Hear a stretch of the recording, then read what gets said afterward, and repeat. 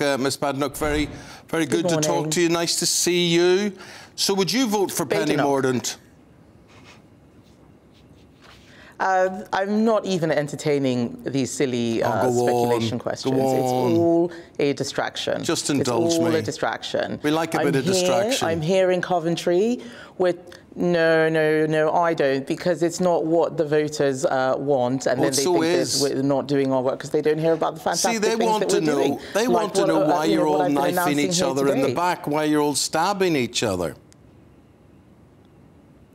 Well, I think that is completely untrue. There are 350, Tory MPs or thereabouts, and one or two people will say something, and that suddenly dominates the narrative. Why do we focus on the tiny percentage rather than the majority? Well, because the percentages are key. The majority of the Conservative Party is very united. And one of the things that I think is really important is that we don't let disagreements, which happens across politics all the time. It's what we do. We have disagreements. That's why you put us in a different place to hash it out.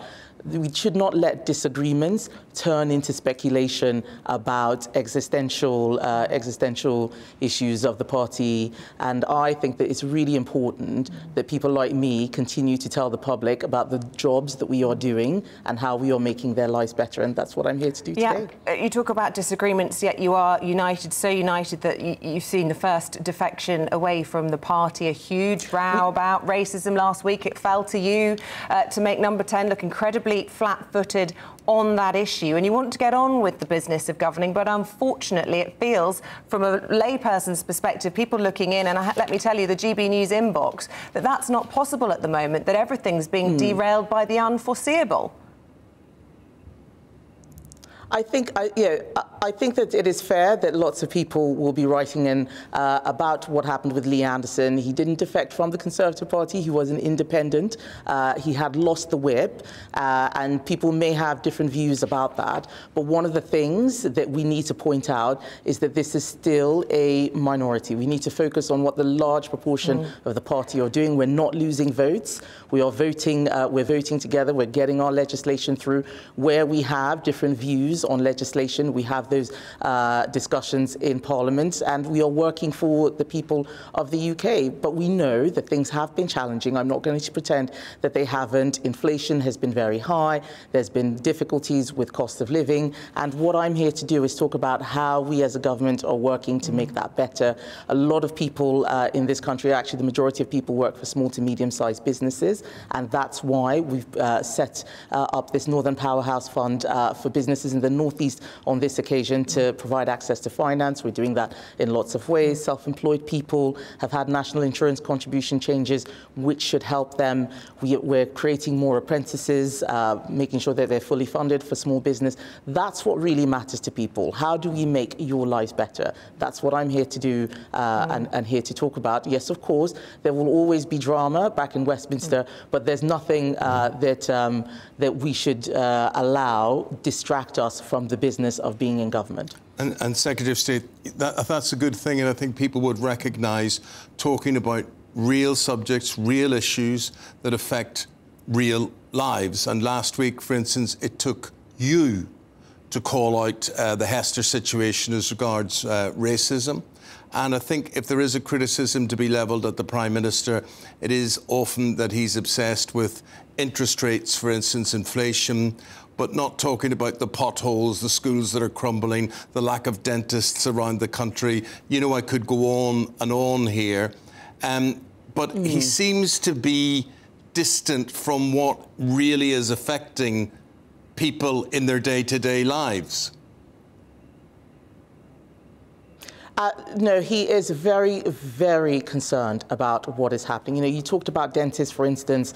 Last week, we had a dental plan, which we've funded with about 200 million to make sure that people are able to get those dental places. But, you know, talking about interest rates and inflation is important because that's what's going to have an impact on mortgage rates. That's what's going to make sure that we've got enough money to give to councils so that they can fix the potholes. He's talking about the fundamentals, and and all of us as cabinet ministers, remember, we are a team, we are a big team. He's not the only person who has to go out and do everything. That's why people like me are out here this morning talking about the work that we're doing. And it's also really important when you think about the local elections that are coming up in a few weeks' time, that all of those councillors out there who've been working hard for their communities don't end up getting votes because of, or not getting votes, whatever the case may be, because of what's happening nationally rather than what's happening locally. Look at someone like Andy Street, for instance. I'm here in Coventry. He's done an amazing job here.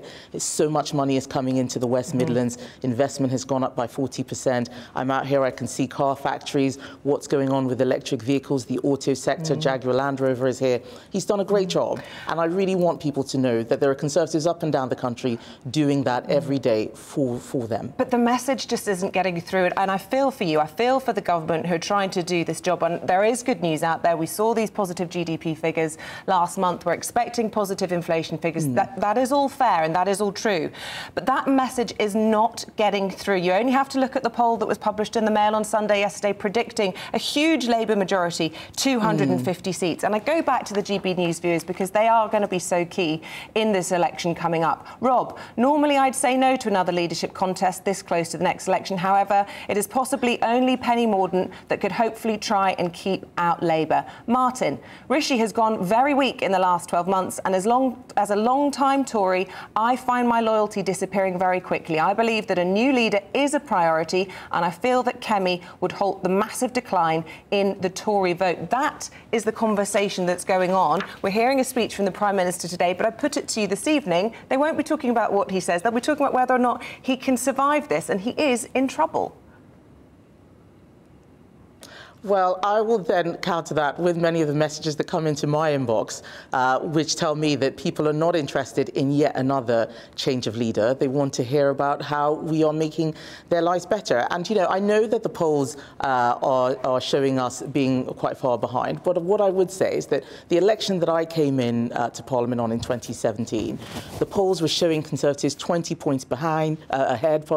Theresa May was going to win this magnificent landslide election, and it all changed in a few weeks during that election. A poll is just a snapshot of what is happening today. It is not what is happening. It's what's going to happen on election day. I think it is important that everybody gets behind the Prime Minister, just like I am, supporting him and helping to deliver for the country. Secretary of State, there is just one big problem. You're in Coventry today. That'll be the most depressing place in England today. I'm just between you and me, I'm telling you, and I wonder, do you know why? Because they've just drawn Manchester United in the FA Cup semi-finals. So there's just going to be a lot of people crying into their soup and tea and everything today. I just leave that thought with you. Just be careful with them today. Be sensitive with them. I'm sure they'll be very excited and looking to defeat Manchester United at the FA Cup when the time comes. But right now, everyone in Coventry is quite happy, I can assure you.